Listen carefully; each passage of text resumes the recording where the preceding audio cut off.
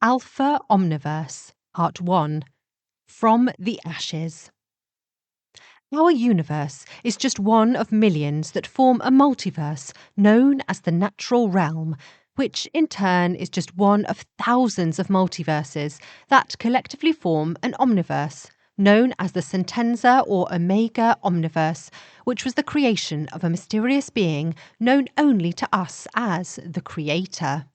Our omniverse also exists within the void, the nothingness, from which all other omniverses, realities, and planes of existence both originate and reside. There are no rules or limitations within the void, which is why any reality can emerge through any means necessary within it. Due to the void's infinite size, the majority of omniverses and realities can exist side by side without ever coming into contact with one another, though there have still been visitations and collisions between ours and other realities. Our omniverse, however, is somewhat different to most, in that it would have a very special connection with another plane of existence known as the Alpha Omniverse that will one day rise from the ashes of our universe.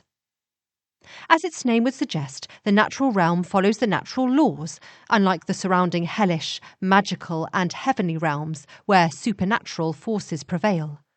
Life forms, planets, stars, galaxies, and even universes within the natural realms all have set lifespans, though magic does still exist within it and can be used to rewrite the natural realm's laws to some extent. Even then, however, everything including magic has its time within our multiverse.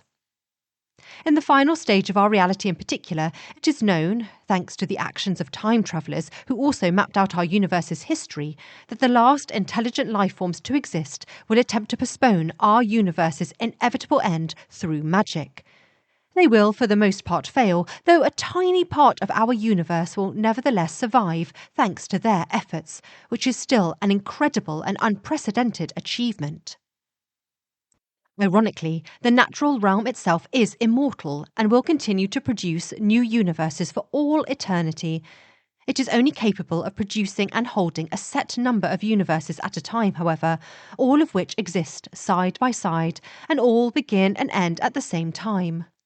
All universes within each set also have a lifespan of roughly 100 trillion years.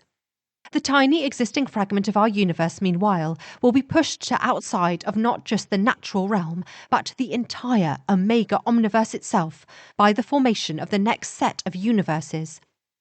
Our reality, known as the Prime Universe, reflecting humanity's ego, in all fairness, is no ordinary universe. The many unique anomalies throughout its history, such as the mystic realm, will ensure that its magics will be strong enough to protect this fragment from the formation of new realities in a way that the magic from other universes before or since ever could. Still, it will not be able to stay within the natural realm, and after being cast out of the Omega Omniverse, the surviving fragment will then drift for eons throughout the void.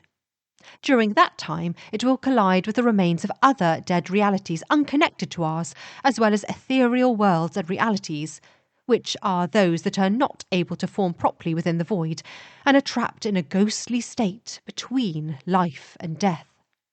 Ethereals will often try to latch themselves onto or drain energy from existing universes that are not as well protected, like our Omniverse, to try and stabilise themselves. Naturally, many will be drawn to this tiny, lone fragment. Eventually, the combination of the different energies and power from the ethereals and ruins of other realities merging with the properties, magical and otherwise, of the fragment will cause it to explode into a large ball of fire. This flaming mass will then continue to absorb other ethereals and flotsam and jetsam of dead realities for centuries after. This flaming sphere will become a source of great terror among travellers of the void, until eventually a mind will form within the fire. It is not known for sure how or why this mind will form, but it was made from the souls of dead life forms that were trapped in the tiny fragments of both ours and others, as well as the ethereals merging together into a single entity. Future historians theorise that they willingly fused into one single mind as a way to overcome the fire they were suffering in, whilst others argue it will be to defeat another great evil that emerged in the flames, which we will explore later. Whatever the case, this single mind will stop the expansion of the fire from consuming any new realities, and instead use its power to form two new universes. This mind will go by many names, but it was most often referred to by inhabitants of the two universes it subsequently created as God. Despite being a creature of tremendous power, forming these two universes drained God to the point where he had to stop before he had finished both universes' designs to his liking.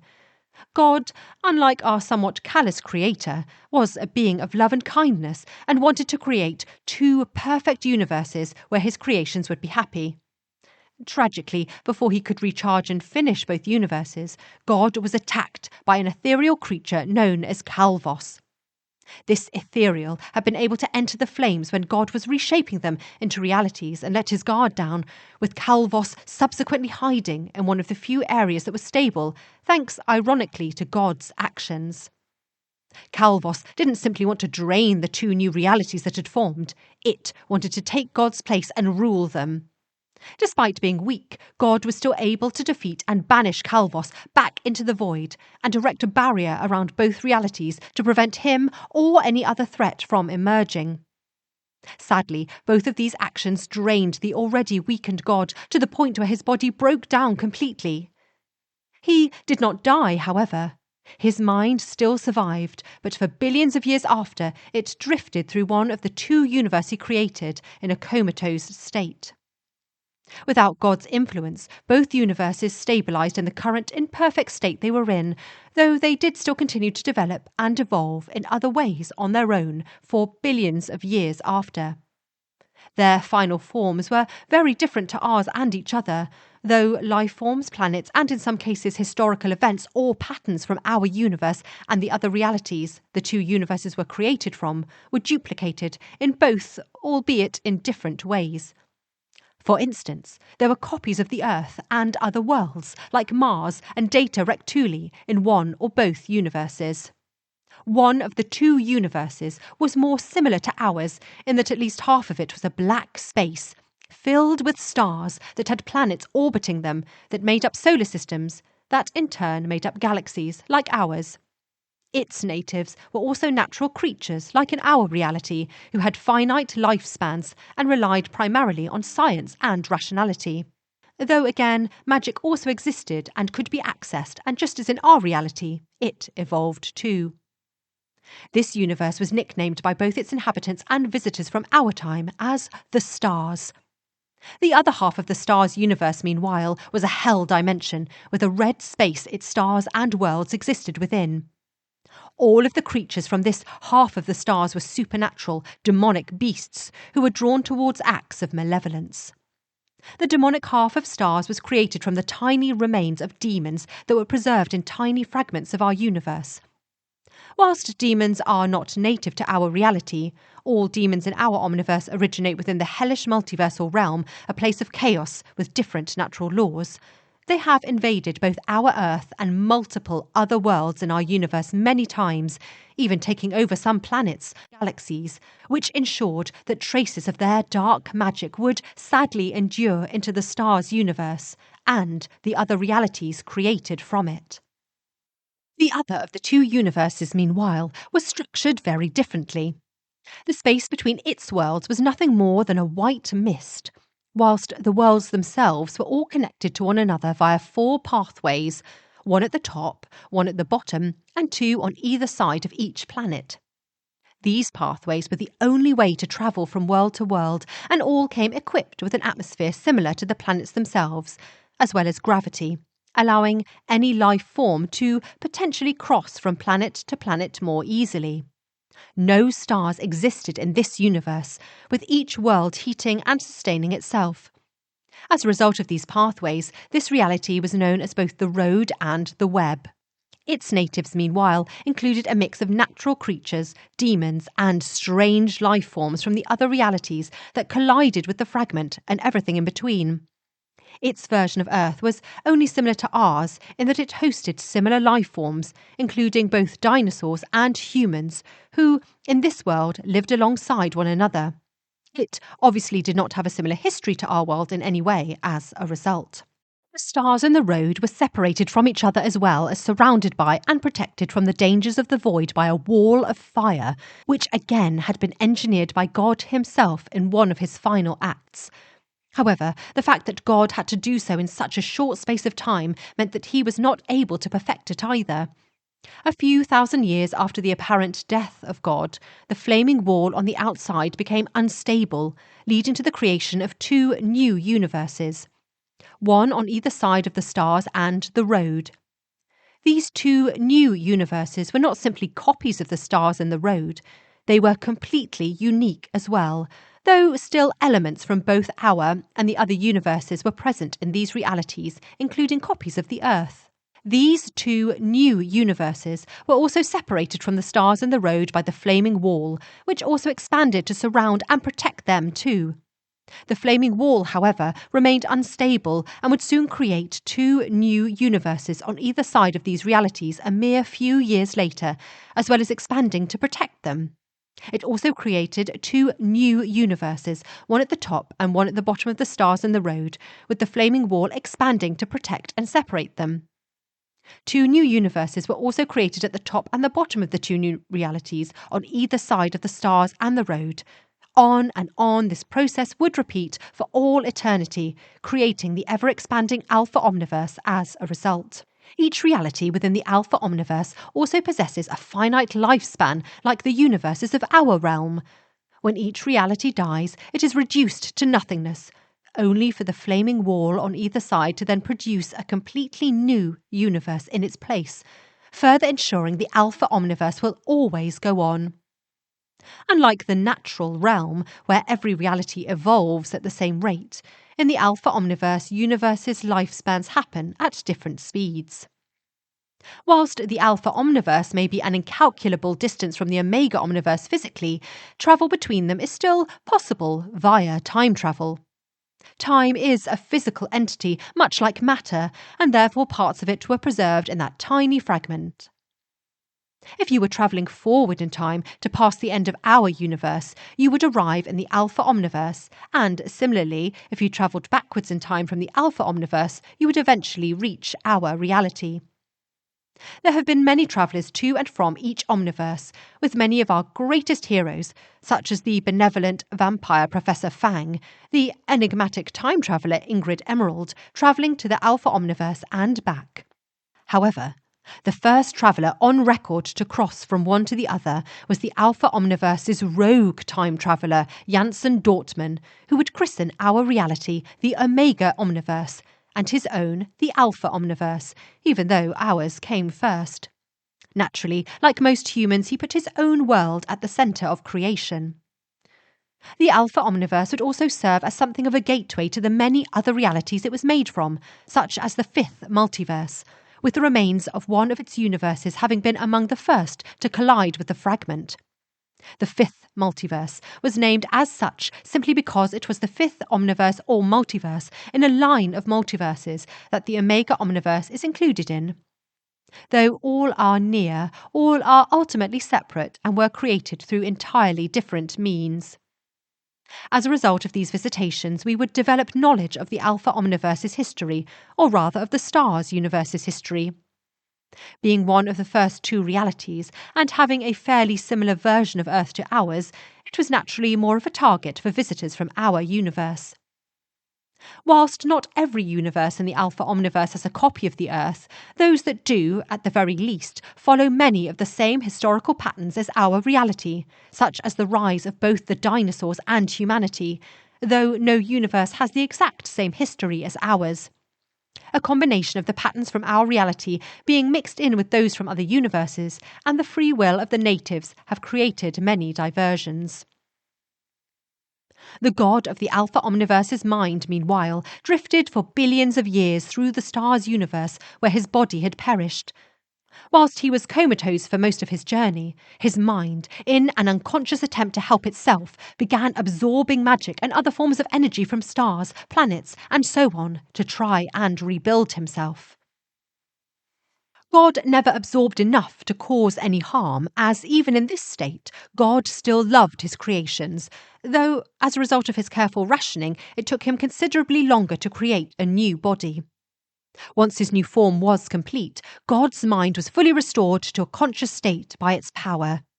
Sadly, even after billions of years, God only possessed a tiny fragment of the power he once had, and nowhere near enough to reshape the universe to his liking. The only way he could regain that is if he was to drain power from the flaming wall itself, which would risk upsetting the balance of the entire Alpha Omniverse. Also, even if he could, God would not have wanted to reshape the universe at this point, as it would have ultimately killed all of the billions of life forms that had evolved in its current state. Unlike our Creator, he did not believe in simply erasing his past creations and starting again. Still, God was devastated to see how his creatures were suffering and decided he would guide them towards working together and building a better place for all life.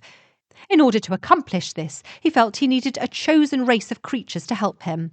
They would understand the struggles of other life forms better than he could, and, from a practical point of view, could also help monitor and aid multiple species at a time. Contrary to how many myths depicted him, this god was not omnipotent, even before the destruction of his body. The chosen race would not conquer other species, but again simply guide them from behind the scenes in a positive way until they reached a point where they were deemed advanced enough to learn the truth about God and join his federation of worlds that would be known collectively as Heaven. This meant there was suffering that God could not help, but ultimately he felt that if he or his chosen race imposed their will on other life forms, it would corrupt them and be worse in the long run. After searching for a millennia through the natural part of the star's universe, God eventually chose a race of humanoids known as the Zeta Reticulans to be the founders of his new heavenly order. Much like humanity, the Zetas originally existed in our universe and were duplicated in the stars, though their history was a lot more different in the stars than our own. Their world was a much harsher place in this reality, filled with gigantic reptilian simian predators, which accelerated the Zetas' technology development. The Zetas, just as in our reality, were small, grey-skinned, black-eyed, physically weak creatures who could only survive through their intellect, and the desperate circumstances of their world also meant that the Zetas didn't have time for the usual petty infighting common among other sentient races. Prior to God's arrival, they had already built a seemingly perfect society on their planet, or at least perfect enough for God to choose them, though they were not the most advanced species, having only recently discovered space travel. Like many species, the Zetas had also developed their own creation myths, which they ultimately abandoned in favour of science and rationality. When God first appeared to them, his existence very nearly shook their society to its core. God took the form of a gigantic eagle with golden feathers and eyes made of fire. This image is believed to have come from a vague memory God had from one of the minds that made up his of a majestic creature. Most of the memories of these entities that made up God vanished, except for a few small flashes. God remained in this eagle form from then on, with the eagle later going on to be a symbol of the Zetas' uniform. God soon not only convinced the Zetas he was the real deal, but aided them with his knowledge of the universe, though even then his knowledge was not absolute, as the universe had evolved in many ways that even he was unaware of during his billions of years away. Still, under his guidance, the Zetas advanced more in 10 years than they would in over 1,000, and established multiple colonies on other worlds. Over the ensuing centuries, the Zetas also went on to influence and recruit hundreds of worlds into heaven, and the races who were part of heaven's order became known collectively as the angels. Though angelic beings existed in other universes, this is how they were represented in this universe. Sadly, however, whilst God and the Zetas saved an incalculable number of worlds, there were two unforeseen tragedies as a result of the angels' existence. The first was a renegade member of their order. The planet Satan, the only inhabited world that orbited the Lucifer star, the brightest in its entire galaxy.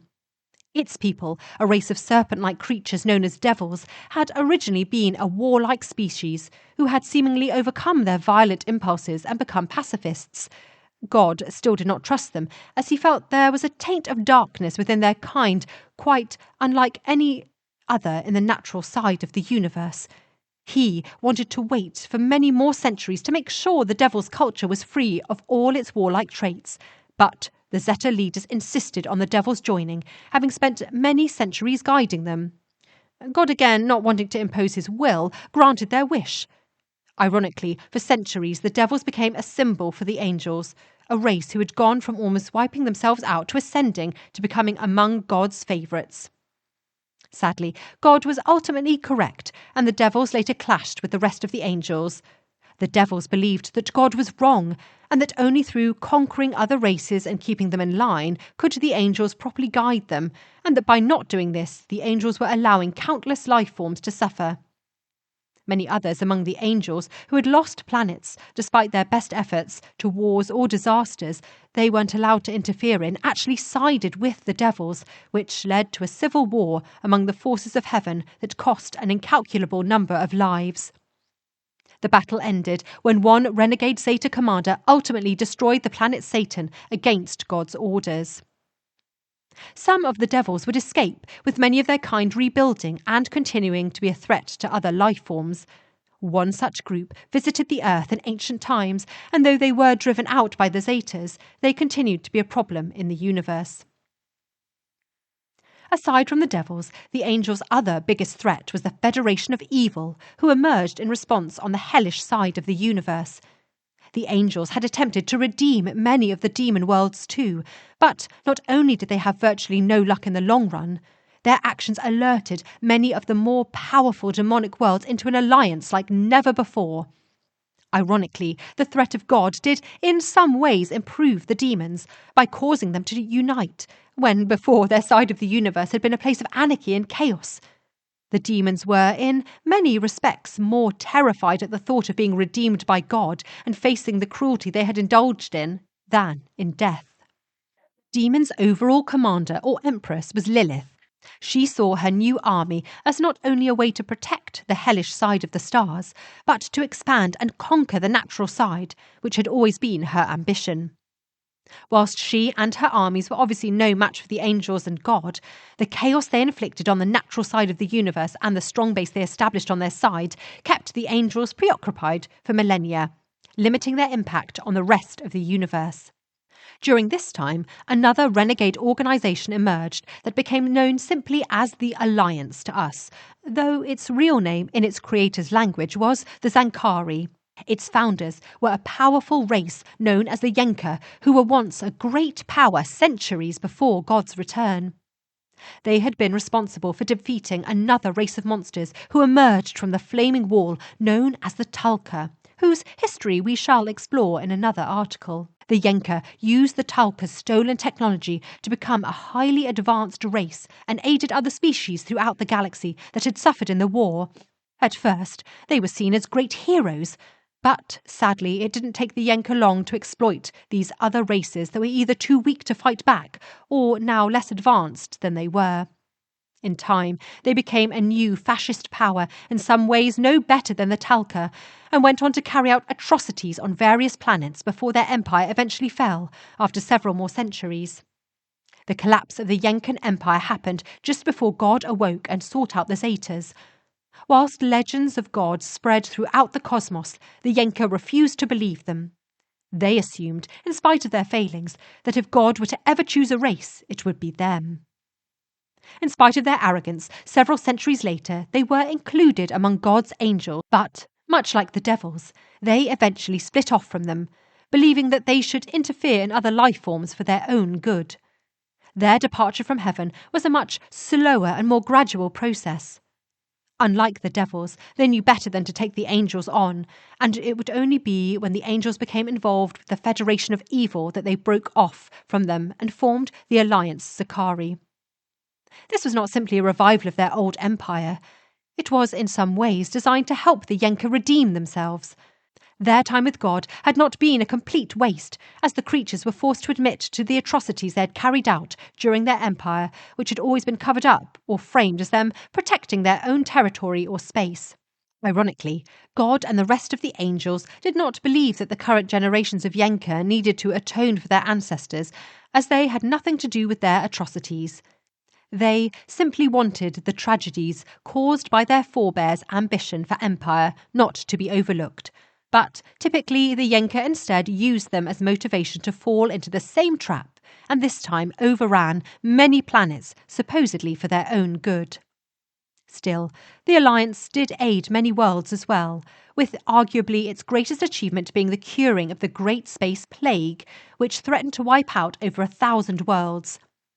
They also did continue to aid Heaven's forces in the war against the Federation of Evil whenever they could, as, despite their differences with the Zetas, they knew that the Federation of Evil could not be allowed to prevail. Nevertheless, as the war rolled on and many races abandoned Heaven to join the Alliance, they were only too happy to accept them in order for their power to grow, with the Alliance being the biggest power in the Earth's galaxy by the start of the 20th century. Aside from the demons and devils, God and the angels also had to deal with other threats, such as the monsters and the beasts. Again, both orders of creatures existed in our reality, but much like demons and angels, their counterparts were different in the stars. Monsters were entities that came from another universe far beyond stars, that had not formed properly and was a hostile, chaotic place, even to its inhabitants, which naturally made them retreat to other realities. Their universe's chaotic nature also granted the monsters strange and unpredictable powers, which made them dangerous. Beasts, meanwhile, originated from the barrier between the normal and hellish sides of the star's universe. Whilst any sufficiently advanced alien or demon could cross it, the barrier itself, which was a long, thin strip, the size of Earth in width, was also a pocket dimension. It resembled a forest on the inside and was inhabited by horrifying creatures, neither demon nor natural creature, but extremely hostile, who again would be known collectively as beasts. Whilst most beasts were content to hunt one another in their home, others ventured out into both sides to hunt and kill. Just as in our universe, the word monster would come to refer to any unnatural creature, whilst beast would come to refer to any savage animal, but when used in their correct context, they refer to these orders of creatures in the star's universe. The greatest threat to all life in the stars, and possibly the Alpha Omniverse itself, however, were the vampires, though we shall explore their history in this universe in greater detail later. In the stars universe, the planet Earth formed over the rip in reality that God created to banish Calvos. God mostly sealed the rip, but the walls remained thin due to his weakened state unknown to him. Near the end of the age of the dinosaurs, the walls would finally collapse, causing a global catastrophe that killed off most of the dinosaurs, except for the birds, which allowed mammals to take over. Not all dinosaurs were wiped out, however. The rip, which opened in multiple universes at the same time, led to the energy from numerous different realities converging within the Earth to create a pocket universe in our world, which many of the dinosaurs were sucked into. As it contained elements from our universe, including the atmosphere, the dinosaurs were able to survive and continue to evolve for the next 66 million years in this pocket dimension, though they were not the only creatures dragged there. For a short while, this pocket dimension became a nexus point between universes, making travel easier, but eventually one group of highly intelligent creatures from another universe were able to seal this rip once again. 66 million years after the death of most non-avian dinosaur species, humanity evolved, just as in our world. We turned to magic and eventually built a magical society like theirs, which thrived for thousands of years. Sadly, with great power did not come great wisdom, and humanity's hubris would lead to, among other things, the creation of vampires in this reality, as well as the rip being tampered with again. Fortunately, the Zetas broke their non-interference role as they recognised the threat the rip posed, particularly if it fell into the hands of the vampires. They defeated the vampire army and did their best to seal the rip. But it was so deep, the rip could never be fixed completely, and would open again in the 20th century, leading to an even greater catastrophe. The Zetas, meanwhile, aware that they had disrupted the Earth's development, granted power to the greatest and bravest human warriors and leaders against the vampires. They hoped they could guide the rest of their kind despite their primitive nature. In addition to this, our Earth also drew in a disproportionate number of demons, monsters, and beasts due to the Zetas' activities. All of them wanted to know what made this seemingly insignificant, primitive planet so important to them. It was even during this period that the surviving devils finally attacked our world, having also been drawn here by the Zetas' actions. The devils would succeed in luring several humans to their side by claiming the Zetas had persecuted them. Though their plans to harness the portal were ultimately stopped, this group, who were the final survivors of the devils, were able to escape through the portal into another universe away from the Zetas where they would rebuild. Finally, in addition to this magic from other universes and even from the Void had also been able to enter the rips created by the tampering and become trapped on Earth, resulting in its magic being more unpredictable than other worlds and its witches and warlocks being more powerful. The great warriors, who were elevated by the Zetas' magic, who served as the source of the various mythologies about the pantheon of gods around the world, eventually left the Earth, believing that they could not guide humanity, who would always simply worship and depend on them, and so they left with the Zetas. However, one group of renegade Zetas did still later interfere, creating a secret order of humans in another pocket dimension on the Earth that they hoped could keep humanity safe from supernatural threats. These humans became known as the Fey Folk. Though their Zeta leaders were later captured and imprisoned, the Fey Folk themselves continued to flourish, though they mostly became isolationist, only venturing out to abduct people they thought had potential to join their order for the most part. The Zetas weren't done interfering with humanity, however, and later fused their magic into a human named Jesus Christ. Again, unlike all other planets they had visited, Earth was a special case due to the impact they had already made on it. They felt responsible for humanity's decline, and for centuries there were debates that should take their responsibility. Jesus was seen as a fair compromise, a human with the purest heart, gifted with magic from the Zetas and God himself, as well as their knowledge. But, unlike the previous humans chosen by the Zetas, who became the various pantheons and were existing warriors, Jesus was raised on the purest beliefs from when he was born. Jesus did establish a religion in his name, Christianity, and he also cast spells that helped repel demons from the earth, including one that prevented certain species of monster, including vampires, from being able to enter houses uninvited. He even gave his followers the ability to bless objects such as Bibles, crosses, and holy water. Tragically, Jesus was tortured and killed by the very humans he swore to protect, but his legacy still lived on in the religion he founded. Like many great men, his message was also distorted along the way by several of his so-called followers. Still, ironically, the man who betrayed Jesus, known as Judas in his attempt to make up for his sins, tried to honour his former leader more than anyone else. Contrary to what popular Christian theology would tell the people of this world, Judas did not hang himself after his betrayal of Jesus. He certainly attempted to, but the demon he had unknowingly betrayed Jesus to did not let Judas die that easily. Judas had unknowingly pledged his soul to the demon with his despicable act. According to his later followers, Judas was terrified that Jesus' actions would lead to widespread persecution of his people from the Roman Empire and sold him out to protect them, with a small sample of Jesus' blood being given to the demon by Judas, allowing it to cast a spell that made Jesus more vulnerable to capture.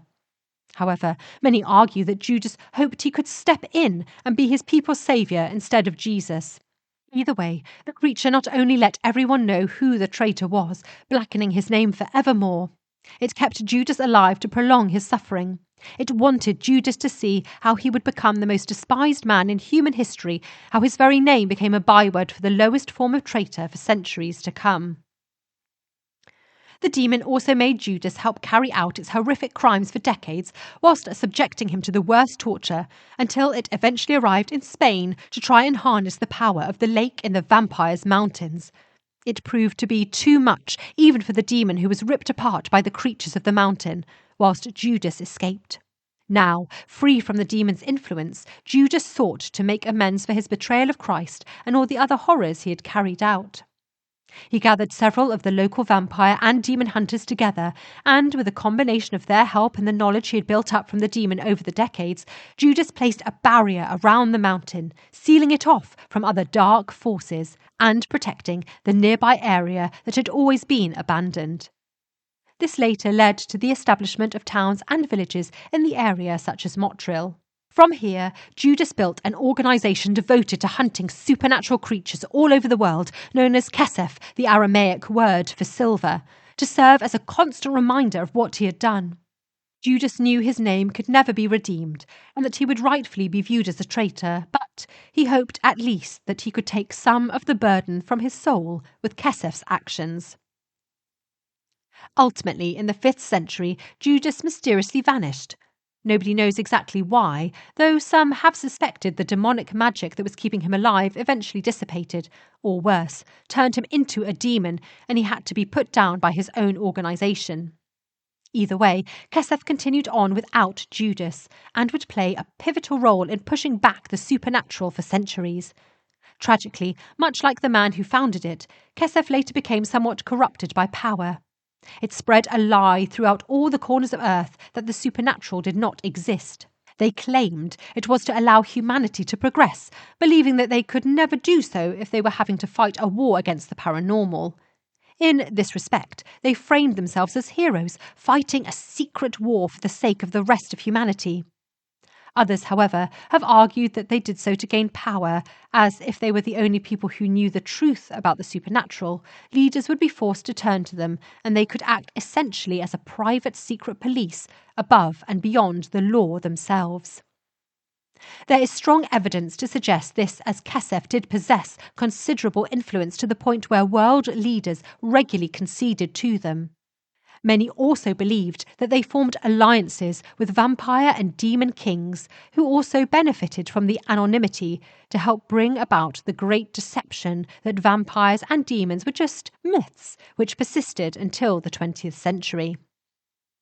Overall, recorded history would follow a similar trajectory in this universe, despite these differences, up until the year 1952, when mankind was made aware of aliens thanks to the Alliance. The Yenka had become caught up in a war of their own with another race of monsters known as the Talanav, whose history we shall explore in greater detail in another article.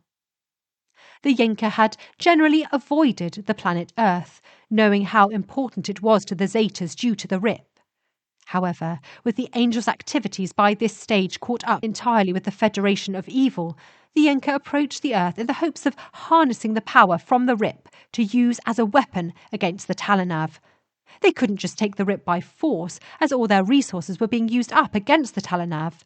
And whilst the humans on the Earth were primitive, the supernatural creatures could pose more than enough of a challenge to them. Instead, the Yenka tried a more subtle approach. In 1952, after broadcasting their arrival, the aliens offered to share their technology with all of the world's greatest powers, but only if humanity's leaders agreed to a ceasefire with one another. Naturally, not all of Earth's leaders were happy with the arrangement, but the outcry from the public forced their hand. In Britain alone, there was almost a revolution on the streets when the aliens promised to cure a number of diseases and supply the people with synthetic food machines during the time of rationing after the Second World War. Whilst it took a large period of adjustment, by the end of the 50s, humanity had entered into a golden age that would endure for the next 10 years. The 60s saw the aliens' technology integrate into human culture and society in a seemingly flawless way, though, as always, the elites tried to hoard as much as they could from the rest of humanity. The quality of life still improved dramatically for most of the people of the Earth, and humanity was even able to make contact with aliens beyond the Yenka. The Beatles famously performed a concert in 1967 on the planet Sava. However, over the course of this decade, the Yenka pushed for humanity to aid them in their war against the Talanav. It started in small ways, like asking humanity if they could mine the planet Earth for certain resources. In reality, its strange mix of magics. By the mid-50s, Earth people were even recruited as soldiers to fight against the Talanav, which drew protests around the world. Eventually, the Golden Age came to an end in 1968 when one of the Yenka's experiments to drain magics from the rip caused it to open and splinter as well, creating new portals. The energies and magics created by portals to other worlds led to all kinds of natural and magical disasters around the planet. In addition to this, dinosaurs from the pocket dimension linked to ours were transported around the Earth, along with strange creatures from other realities. The people turned on the Yenka, who were forced to take the final samples of energy they had harnessed. After creating a weapon made from the magics from various universes, the Yenka finally left the Earth and launched an attack against the Talanav. Whilst their new weapon created from the Rip's magic was ultimately able to destroy the monster's battle fleet, the magics left over from the blast spread throughout the cosmos, leading to similar disruptions as those on Earth. The combination of the magical upheaval, the war depleting its resources, and resentment towards the Yenka, who had exploited other races during the war like humanity, led to the alliance collapsing and the entire cosmos being thrown into anarchy. The Earth, meanwhile, similarly lost the unity the aliens' technology had provided. Countries began to war with one another again, in desperation for resources after the chaos. Indeed, most countries found it hard to hold themselves together in the midst of dinosaurs rampaging through the streets of their cities, criminals taking advantage of the panic and seizing alien technology for themselves, and mutations caused by the energy and magic from other realities spilling into ours. The 70s, in contrast, was a very dark time for humanity. But it would also see the arrival of many great heroes who would help save both humanity and the other lost races following the Talanav War. And in the next article, we shall explore the history of one of these heroes, Jason Vesper, the dynamic, reformed vampire from the 7th universe.